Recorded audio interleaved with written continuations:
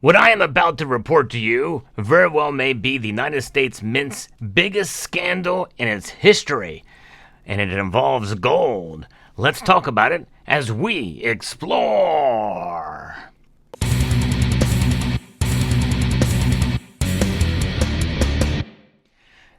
For a long time, apparently decades now, the United States Mint has been lying to us. According to a report from the Treasury Department, the United States Mint did not obtain nor even request any documentation confirming the origins of the gold they sourced from suppliers and refiners, all while promoting their most popular coins as minted from 100% newly mined American gold, according to a recent report from the U.S. Treasury's Investigatory and Auditing Office.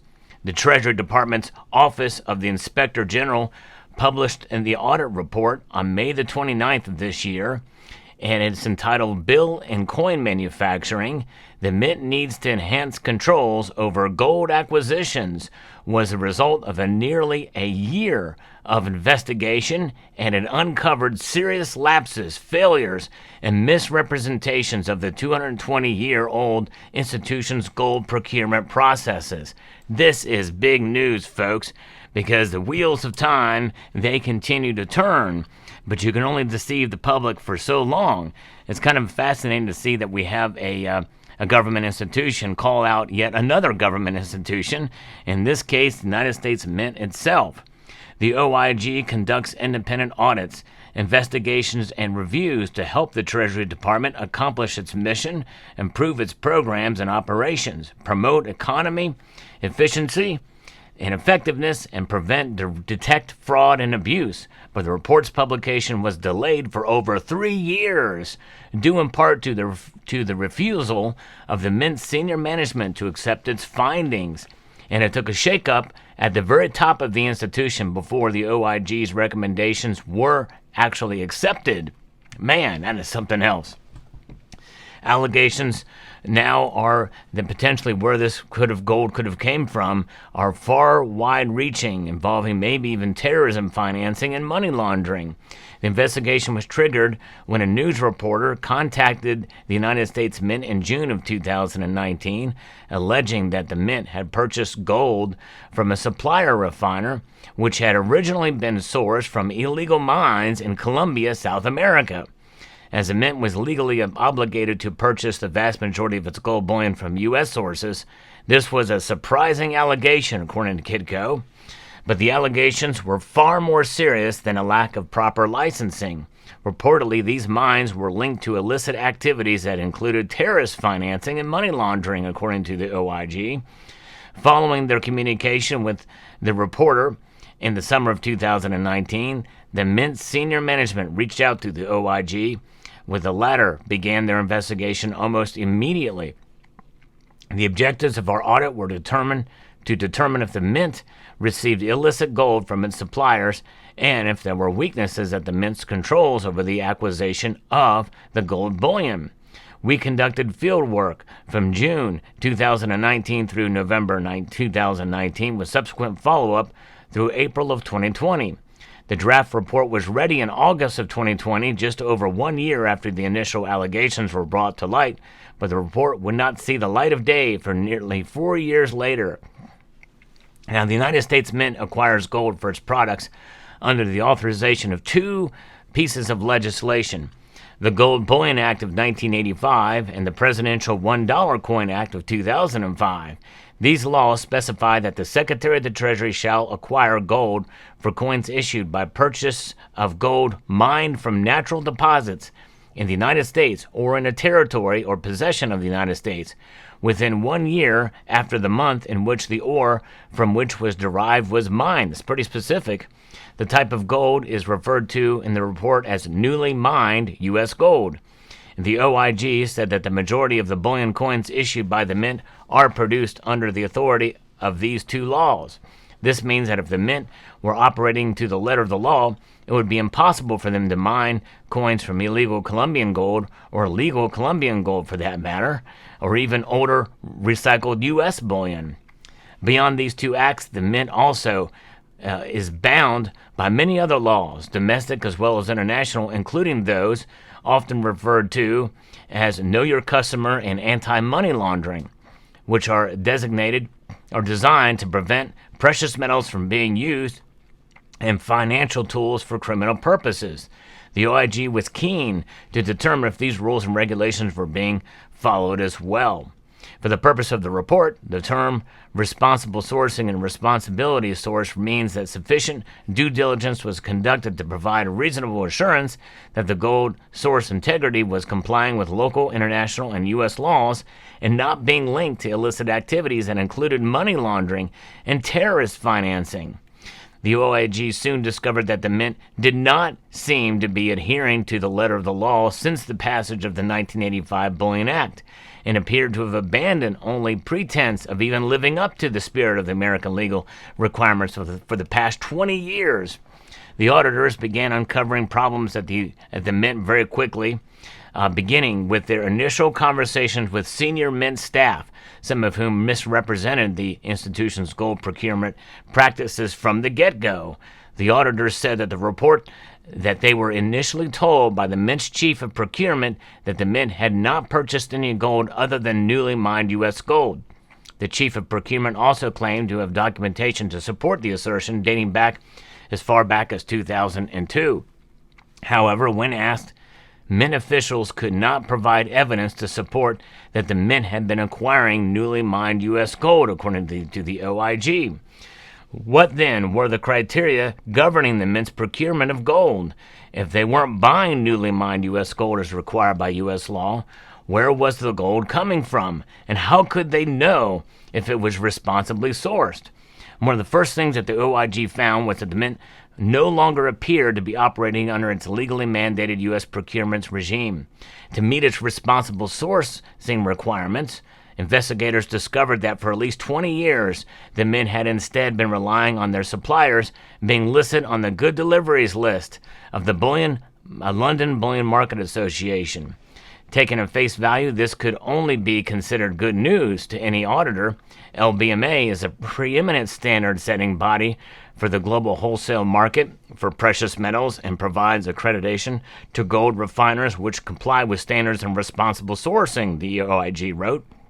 The LBMA is the list of gold and silver refiners whose products are acceptable to be traded on the London Bullion Market for the Good Delivery List. To be listed on the GDL, refiners must undergo, among other things, stringent checks regarding their history in the market, the financial standing, and the compliance with standards for responsible sourcing, and the ability to produce bars that meet the specified standards. So the LBMA maintains the most stringent and exhaustive accreditation and responsibly sourced requirements of the world, and refiners who wish to participate in the market must account for every aspect of the supply chain. But even in this area, the Mint's compliance with this standard appears to be very lax and lacking in documentation and rigor. This is shocking, folks. The OIG discovered that the Mint made no attempt, none, to verify the documentation that the LBMA itself already requires of these refiners, documentation which suppliers already had on hand. The Mint did not request or obtain any documentation from gold refiners concerning the origin of the gold or relating to supply chain reviews, such as LBMA required third-party audits and supporting documentation. The Mint officials and a Mint gold bullion supplier official told them that Kitco that they have relied solely on the refiners being on the LBMA's GDL to ensure that the gold is responsibly sourced. Just take their word for it.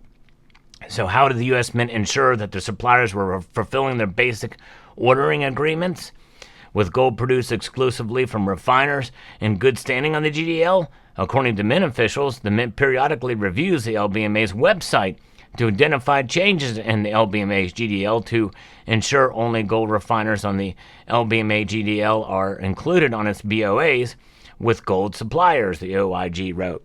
Wow.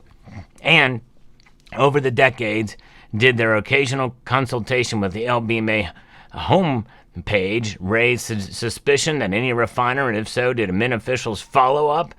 An official that was spoken to with the LBMA could not recall a request by the Mint for documentation related to LBMA GDL, refineries operating and supply chain. the report noted. Wow. That's crazy. That's all the word I can think of is they're just taking the word for it from the LBMA. And what about their Buy New American requirements? The OIG discovered another conveniently vague process in place, one that seems to have been designed to ensure that the mint didn't know the origins of its gold, enabling it to claim that the gold can't definitively be proven not to be new U.S. gold they were mandated to produce. When Congress renewed the Mint's authorization to produce gold coins with the Gold Bullion Act of 1985, Congress specified certain requirements, from which, among them, that all gold required for the coins originate from gold mined and natural deposits in the U.S. or its territories, and it must be newly mined. Similarly, the Presidential Coin Act of 2005 has similar provisions and requires gold for these coins to be newly mined U.S. gold. And just as an example here is old gold. These gold coins here circulated at one time, and my guess is they were mined from American gold. And some of these other pieces here, this is a product of the Bullion Act of 1985, and this is a product of the legislation for the presidential coins, which created the Buffalo program. And then you have commemorative coins too. We don't know where any of this gold came from. We just don't know. It's crazy. Review of the Mint's fiscal year 2018 sales found that the Mint sold approximately 459,000 ounces of gold, of which 448,000 ounces or approximately 98% of the gold sold by the Mint through its various coin programs was required to be newly mined U.S. gold. The Treasury's investigators also asserted that the report that Mint officials fully recognize that the Mint is legally required to acquire newly mined U.S. gold for the minting of gold coins. So the Mint's senior counsel, legal counsel, the fundamental purpose of the Mint's BOAs is with the gold bullion suppliers is to purchase newly mined U.S. gold bullion, and that the BOA's technical specification require gold to be purchased, which is newly mined in the U.S. Additionally, in accordance with the BOA, the gold refiner must certify the gold as newly mined U.S. gold, with the gold supplier must provide all records to the Mint to determine the gold's origin upon request.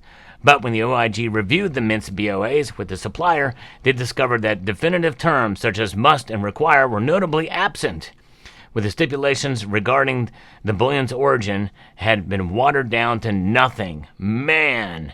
Auditors found that while the BOAs clearly identified newly mined U.S. gold as an acceptable deliverable to the Mint, the BOAs also provided the gold bullion suppliers authorization to supply other than newly mined U.S. gold to the Mint. The investigators also found that there was no distinction made at all to identify between newly mined and other newly mined U.S. gold, other than newly mined U.S. gold, in the daily gold pricing quotes sent from the gold bullion suppliers to the Mint, despite being a BOA requirement. Additionally, there is no distinction between these two types of in the U.S. In the Mint's confirmation report sent with daily purchases from the U.S. Mint to the gold supplier, confirming the amount and the price of gold, and the Mint's accounting of inventory of the bullion. So this is crazy. The article really goes on and wonders if even Congress was implicit on this. It's amazing to see about what's going on here and how involved this is. And so it makes you wonder what's going to happen from this point on. You know, all this stuff we're thinking we're buying an American gold. It's the United States Mint. It's got all of our symbols on it. And here we find it may not be the case. I'm going to post a link to this article from Kitco below so you can read through the rest of it. It's a pretty long and exhaustive piece, but it is something else. And you know, when we think about what's going on and what happened in the United States Mint, this very well could be the biggest, the absolute largest scandal in the United States Mint's history. It's just, man.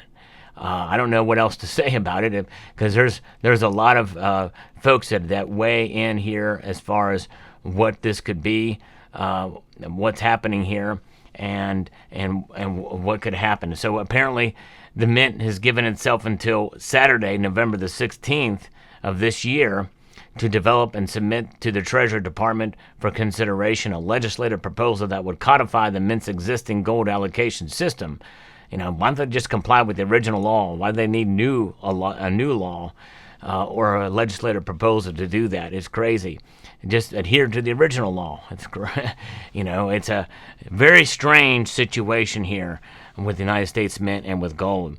Let me know what your thoughts are about this story. It is quite troubling indeed. Deception at the United States Mint.